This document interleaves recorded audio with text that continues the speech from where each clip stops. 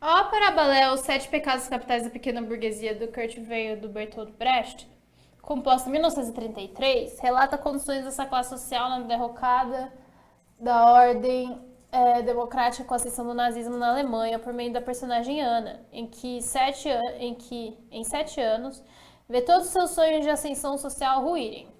A obra expressa a visão marxista na chamada doutrina de classes. Então quem está falando de uma ópera, não, Os Sete Pecados Capitais da Pequena Burguesia.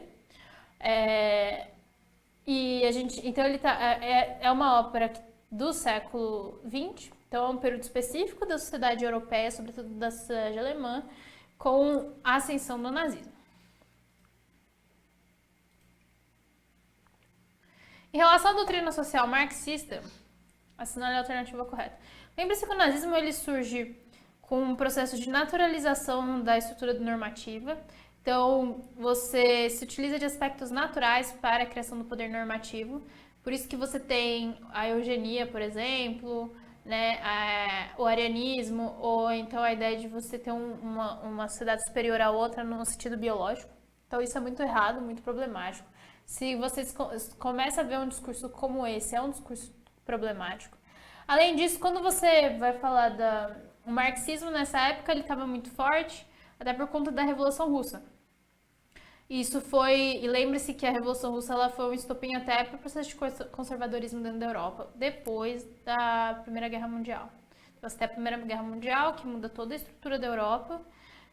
Se a gente tem o século XIX como uma mudança importante,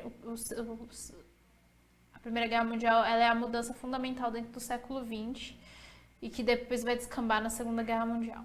Então, em relação à doutrina social marxista, assinale a alternativa correta. A alta burguesia é uma classe considerada revolucionária, pois foi capaz de resistir à ideologia totalitária através do controle dos meios de produção. A burguesia capitalista, a alta burguesia, ela é conservadora e não revolucionária. Por isso que ela está errada. Ela não resiste à ideologia totalitária, ela faz parte da ideologia totalitária. Porque a alta burguesia, ela sempre quer se manter no poder. B.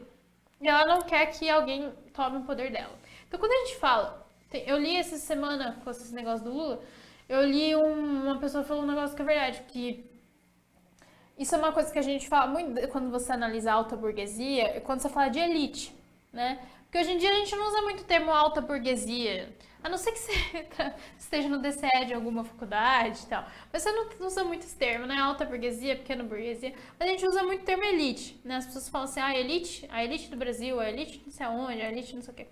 E o interessante é que o capitalismo é um sistema tão envolvente que ele faz você acreditar que você é elite quando você não é. Então eu vi uma pessoa que escreveu o seguinte, ela falou assim, a pessoa fala, quando a gente fala de elite, acha que tá falando com ela. Se você ganhar 5 mil reais por mês, se você tem um plano de saúde participativo, se você paga a prestação do seu carro e a prestação da sua casa, filho, você não é elite. Então você tem uma situação privilegiada em relação a pessoas que ganham um salário ou menos do que isso, ou então usa ainda a quantidade de pobres que existem no Brasil e da miséria. Com certeza. Tem famílias que vivem com muito menos. Mas você não faz parte da elite. Me desculpa, tá? É a realidade. Então, isso é interessante, porque quando você fala da alta burguesia, a alta burguesia é essa elite de verdade. Então, são essas famílias que elas estão no poder. E a questão não é nem mais dinheiro, não. Tá além do dinheiro, porque o dinheiro ele já está garantido por gerações. Mas é o estabelecimento da possibilidade de influência dentro daquela sociedade, daquele governo. Para você conseguir... E aí que mora a questão de você estar no seu estado de natureza, né? É de você se guiar por benefícios próprios. Qual que é a diferença do estado civil e do estado de natureza? O estado de natureza é aquele estado em que você se guia por benefícios próprios. E você estar no estado civil é quando você pensa no benefício social, ou seja, no benefício da comunidade antes do seu benefício, tá? São duas coisas que andam juntas. Já no estado de natureza você está pensando em benefício próprio. E aí daí que vários teóricos falam desse estado de selvageria. E é basicamente isso que acontece. Então, quando a gente fala a alta burguesia é sempre conservadora, tá? B. A classe média, integrante da camada burguesa, foi identificada com os ideais do nacionalsocialismo por defender a socialização dos meios de produção. apesar da classe média, no caso da Alemanha nazista, apoiar o regime nazista, assim como a classe média do brasileiro apoiou o regime ditatorial, não tem defesa de socialização dos meios de produção, de maneira nenhuma. Porque a ideia é você manter a diferenciação, né? Você manter a propriedade. C. A pequena burguesia ou camada lumpen é revolucionária, identificando a alta burguesia como inimiga natural a ser destruída pela revolução.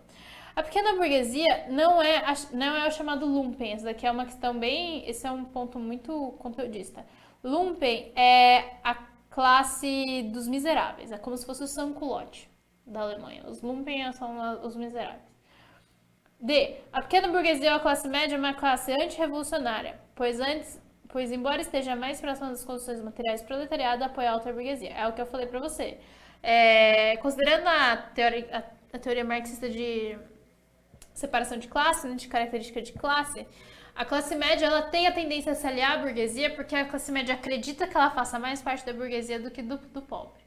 Então, é aquela coisa de que é melhor você ganhar 5 mil e deixa o pobre não ganhar nada do que os dois ganhar 4, por exemplo, que beneficiaria ambos. Mas não. Essa ideia de uma sociedade um pouco mais igualitária, com estados de bem-estar social, isso não é nem marxismo, mas o que isso se desenvolve depois, para a classe média isso é muito mais difícil de aceitar. Então, o homem já é um ser que já é conservador por natureza, até porque ele não quer mudar a sua forma como pensa, como se organiza. Isso é biológico.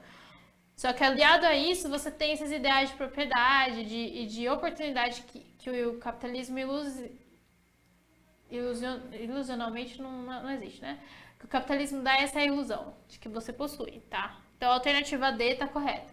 E o proletariado e a classe média formam classes revolucionárias, cuja missão é a derrubada da aristocracia e a instauração do comunismo.